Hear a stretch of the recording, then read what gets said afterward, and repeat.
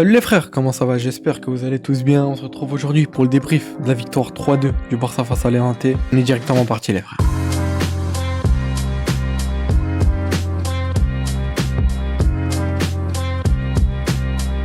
Déjà, pour commencer, on a eu chaud, heureusement. Une victoire, les 3 points, on est premier du classement actuellement avec 6 points. Ça fait plaisir, mais on a eu chaud. Mais le principal, c'est qu'on est gagné, mais il va falloir faire attention pour les prochains matchs. On savait, entre guillemets, je pense que tout le monde... Ces matchs-là, on les appelle un peu les matchs pièges, même si, voilà, j'aime pas trop appeler ça un match piège parce que, voilà, il faut avoir l'avantage, gagner le match assez simplement, j'ai envie de dire. Mais c'est des équipes qui sont un peu chiantes à jouer. Même si on a dominé le match, voilà, ils ont quand même été là. Ils ouvrent le score avec un beau but, hein, on peut rien dire. Un beau but, malheureusement, Koubarsi qui est effacé, en vrai.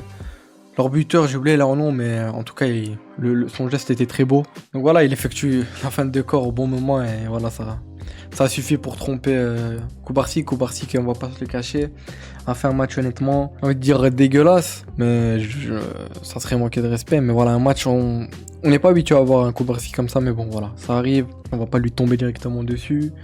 Je vois déjà arriver sur les réseaux certaines comparaisons. Je vois aussi certains dire que si ça aurait été Araujo, on serait carrément tombé sur Araujo, il se ferait lyncher. Enfin bref, en tout cas, voilà. Voilà, Koubarsi, j'espère juste que le prochain match, il sera de retour. Parce que là, on sentait qu'il était pas dedans. Il avait la tête ailleurs. Enfin, je sais pas. C'était bizarre, en tout cas. Pas habitué de voir un Koubarsi comme ça. Parlons un peu de la compo. Une compo, honnêtement, je vous cache pas que quand j'ai reçu le message qu'il y avait la compo disponible, je me suis dit, la compo, elle fait extrêmement plaisir. C'est une compo que je voulais voir. Dans ma tête, si Rashford venait, ça aurait été ça, la compo. Et c'est à ça que je m'attendais. Et il l'a fait, Flick. Et honnêtement, ça a été pas mal. Mais bon, tu te retrouves à être mené de 0. Flick a bien dû faire des changements. On va en parler après. Et il a eu raison, ce qui a fait gagner le match aussi. Mais voilà, Rashford, honnêtement, pas mal. Il a essayé des trucs. Il a été pas mal. On a eu aussi, par rapport à la compo que j'avais mis moi, j'avais mis Koundé. Ça a été encore une fois Eric Garcia qui a commencé. Eric Garcia qui a un niveau, vraiment une forme au top. Qui continue comme ça, c'est extraordinaire ce qu'il fait. La charnière comme j'avais pensé. Il y a juste dans le milieu où j'avais oublié, à la place de Frenkie de Jong, Casado. C'est vrai que j'avais oublié d'en parler dans la précédente vidéo. Voilà, sa femme avait accouché de son deuxième enfant. Au début, dans ma tête, je me suis dit, voilà, c'est normal qu'il soit pas à l'entraînement. J'ai envie de dire encore heureux. Voilà, c'est logique. Mais je me suis dit que le match, il allait être disponible. Mais non, je pense que le club lui a donné le congé de toute façon. Ils ont raison, hein, c'est comme dans la vie de tous les jours, ils ont bien raison. C'est vrai que j'avais oublié ce détail-là, donc ça a été Marc Casado qui a commencé. Marc Casado qui était sur beaucoup de rumeurs qu'il allait partir. Flick a fait taire ça en conférence de presse, il l'a dit. Et même il a dit qu'aucun de ses joueurs il voulait les vendre, il voulait tous les garder, etc. On sait qu'il y a encore des problèmes avec Ronny Bardi, que le club ne serait encore pas en capacité de l'enregistrer. Enfin bref, on en parlera de ça dans une autre vidéo. Je pense que je vais faire une petite vidéo actu, on verra. Lui qui a joué avec l'équipe B, qui ont gagné je crois 3-2. Il a marqué un péno là sur Panenka, j'ai vu. Donc voilà, en tout cas une compo avec pas mal de petits changements. Rafinha en 10. Un Ferran, voilà, c'est normal. Lewandowski qui est rentré par la suite un petit peu pour se remettre en jambe, entre guillemets. Donc voilà, on a commencé le match assez tranquillement, vraiment dominé tranquillement jusqu'à cette ouverture du score de Levante. Honnêtement, le joueur il se retrouve tout seul au point de pénalty à peu près. Pas exactement, mais à peu près. C'est pas normal, après voilà. Avec sa fin de corps, il élimine Koubarsi, Araujo qui arrive trop tard pour essayer de tacler. Ensuite, on a une grosse occasion de Ferran qui tape le poteau. Et je me suis dit comment c'est possible, même Flick, on avait pu voir sa réaction. Je me suis dit, wesh. C'est plus dur de rater que de marquer, je pense, honnêtement. Enfin bref. En tout cas, voilà, il a allumé, je sais pas pourquoi, alors qu'en vrai, une petite enroulée en finesse, la simplicité serait passée. Mais voilà, ça a tapé le poteau. Ensuite, ça a poussé pour égaliser. Honnêtement, on a dominé. Ça arrive avant la mi-temps, là, je sais plus qui fait une magnifique passe sur la Yamal avec un très beau contrôle. Aile de pigeon un peu. L'arbitre qui s'est fait faute, évidente, même si le joueur se plaint. T'as le coup franc qui est tiré. Ensuite, t'as une grosse contre-attaque de la part de Levante. T'as Baldé qui te fait un retour extraordinaire, il arrive, il te lâche un tacle magnifique, il te recompte le ballon. C'est là où on va rentrer avec l'arbitrage. Notre cher ami Hernandez, il n'était pas de bêtises. Bien sûr, on a retenu son nom, vu son arbitrage, on peut que retenir son nom. Donc voilà, après les joueurs disent qu'il y a main, etc. Il va voir, il commence à parler avec la VAR. Dès qu'il va voir la VAR, je me suis dit, pour rester poli, voilà. Je me suis dit, on est foutu, je pense qu'il va siffler penalty, sachant que c'est lui en plus. Mais après, je repensais à une action qu'on a eu la même chose. Au dernier Classico, on a gagné 4-3. Je repensais à une main de Tchouaméni qui, pour lui, était une main naturelle. Donc voilà. On respecte le choix, même si on a notre avis, je pense tous.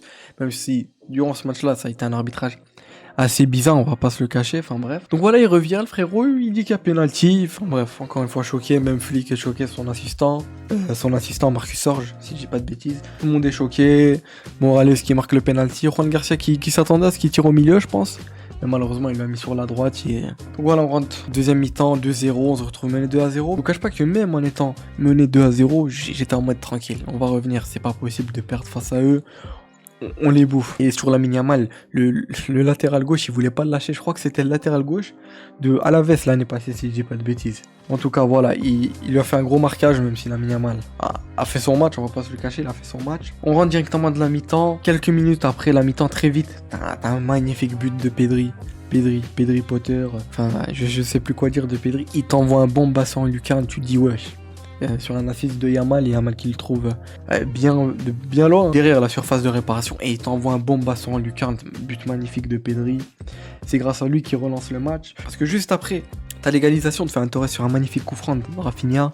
Voilà, Ferran Torres qui s'est bien rattrapé. Le ballon il est arrivé sur lui, boum, il a calé une frappe, c'était magnifique. Enfin, il a juste touché le ballon, et bon, avec la puissance que Rafinha il a envoyée, elle touchait, elle est rentrée, le gardien n'a rien pu faire. On a eu aussi après des petites contre-attaques de Levante avec de très très beaux arrêts de Juan Garcia. Juan Garcia qui en vrai, honnêtement, a fait son match sur les 2 buts, il peut rien faire. Il a fait pas mal d'arrêts qui nous ont sauvés aussi. Ensuite, je pense que pour tout le monde, on est d'accord pour le dire.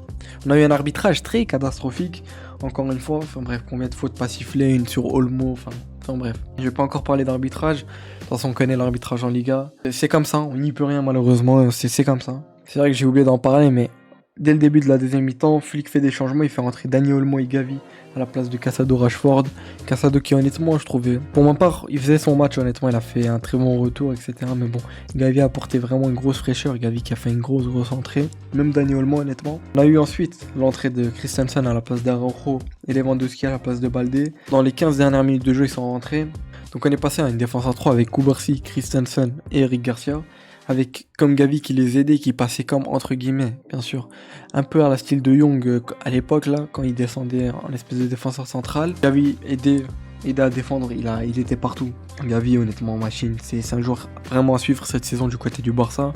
Beaucoup l'ont critiqué, mais l'année passée alors qu'il revenait d'une grosse blessure, déjà ce qu'il faisait était vraiment pas mal.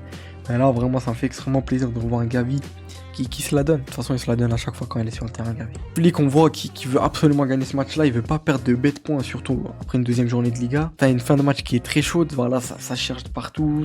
T'as les Levante qui montent, le Barça qui monte, enfin bref. Ensuite, t'as l'entrée de Koundé à la place d'Eric Garcia, donc voilà. Koundé qui reprend la place d'Eric Garcia dans cette espèce de défense à 3. Et ensuite, t'as Lamine Yamal, le coup de génie qui te lâche un centre en pichenette comme ça. Il en a fait pas mal, mais ça suivait pas des fois où manque de réussite, qui était sur la tête de Ferran, et c'est l'autre qui la touche et qui lobe son propre gardien, donc c'est un but contre son camp. Et ce but là qui nous permet de gagner ce match là, honnêtement c'est un match plus que mérité, et surtout avec une deuxième mi-temps où on était encore plus réveillé. On a vu que le Barça était plus que réveillé, dans le sens où c'est comme s'ils avaient mis du carburant, que ça y allait. Voilà, ça fait extrêmement plaisir. Une victoire, heureusement, parce que ça aurait été très très bête de perdre des points ici. Faut se le dire, on a eu chaud. Heureusement qu'en deuxième mi-temps, comme je l'ai dit, c'est allé très très vite. Et que Hansi Flick surtout, Hansi Flick a su trouver les bonnes choses au bon moment. Dès la deuxième mi-temps, il a fait des changements. Deuxième mi-temps, il te fait rentrer 2 joueurs qui ont vraiment changé le match. L'effectif en général a fait un gros match, à part Kubarsi qui était en dessous de la moyenne, je vais pas vous le cacher. Même Araujo, la vérité, a fait son match. Ensuite, on a eu aussi l'MVP du match qui est bien évidemment Pedri, totalement mérité. Il a fait un match exceptionnel, vraiment. Enfin voilà, c'est du Pedri, j'ai envie de dire. C'est du Pedri. Et avec son bon basso et même le match qu'il fait, il était là, il était partout, il servait les ballons. Rafinha pareil, on a pu voir quand c'était une espèce de défense à 3 sur son couloir, il travaillait 2 fois ou 4 fois plus, voire déjà que c'est un mec qui a la dalle, mais là il travaille encore plus, il faisait des allers-retours. À un moment donné, il fait une frappe, elle a failli rentrer. Ça a été un gros match, on va pas se le cacher, avec beaucoup de choses. Des choses qui sont passées, un match qui aurait pu tourner au drame, on va pas se le cacher. Dès la deuxième journée de Liga, faire une défaite ou un match nul, ça te met un coup au moral déjà. Et en plus, voilà, se retrouver à 3 ou 4 points, après c'est un peu plus compliqué parce que les équipes peuvent prendre l'avance. Et passer à 6 points là, ça va, on s'en est bien sorti. Là, va juste falloir faire attention au prochain match parce que des petites équipes comme ça, qui d'un coup peuvent en donner ou sur une action te mettre un but et de jouer le but, faut faire très attention. Heureusement qu'on trouve les solutions face à ces équipes-là, mais voilà, en tout cas, victoire méritée, honnêtement, on a eu chaud, mais victoire méritée. On va passer ici, encore une fois, on se retrouve sur FootMob, juste histoire de voir les notes un peu, aussi les statistiques. Donc voilà, de notre côté, en vrai, tout le monde a fait à peu près un bon match. Ici, on voit Casadon 6.7 pour moi, c'est sévère, honnêtement. Moi, je trouve qu'il a fait quand même une bonne première mi-temps. Koubarsi en 7. Je sais pas ce qu'il aurait mérité un peu en dessous parce que vraiment on n'était pas habitué à avoir un Koubarsi comme ça depuis un moment, mais voilà. Pedri, l'homme du match évidemment. Ici je vois quelques notes qui sont... Je trouve que Lewandowski même a fait une très bonne entrée, comme Christensen, Gavi et Daniel Olmo. Tous les joueurs qui sont rentrés en vrai ont été très utiles. Robert Lewandowski, même lui il a bien pesé. Gavi voilà. Je sais pas pourquoi là il lui met 6.9, honnêtement pour moi il a fait un très très bon match. On avait aussi encore une fois les absences de Gérard Martin, Chesney, Ronny Bardi. Et je crois qu'il y a que ça comme absence qu'il y avait.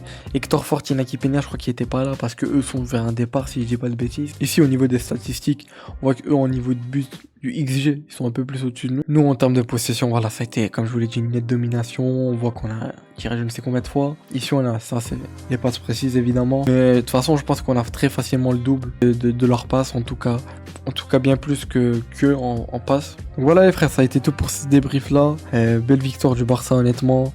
Ça a été un match avec beaucoup de choses qui sont passées, on a eu chaud. Victoire, on prend les 3 points, on est actuellement premier. Notre prochain adversaire, le Rayo Vallecano, qui eux ont gagné leur premier match et qui vont là, on le voit, ils vont jouer contre l'Athletic Bilbao, donc ça va être un match assez compliqué pour eux, surtout que Bilbao a bien commencé aussi. Troisième journée de Liga, Rayo Vallecano, le 31 août à 21h30, semaine prochaine, dimanche. Voilà, on sera là samedi pour l'avant-match. Donc voilà les frères, c'était Azro, portez-vous bien, passez une bonne fin de week-end. Ciao les frères.